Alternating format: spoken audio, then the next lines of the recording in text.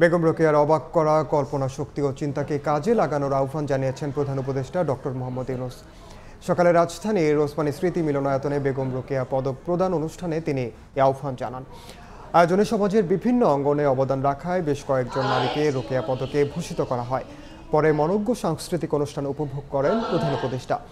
এ সময় নারীদের গঠনমূলক কাজের উৎসাহ দিতে সুলতানার স্বপ্ন নামে একটি সম্মাননা চালুর প্রস্তাব দেন ডক্টর ইউনূস।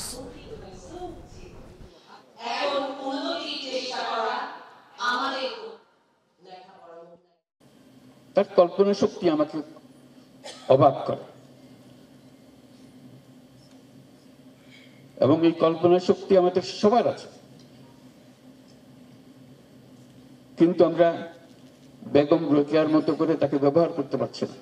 কল্পনার শক্তি মানুষের সমস্ত শক্তির ঊর্ধ্বে, সর্বোচ্চ। এটাতে কোনো পয়সা খরচ নেই, এটাতে কোনো আয়োজন নেই, শুধু মনটাকে ছেড়ে দাও। এবং বেগম রোকেয়া সেটা করেছে।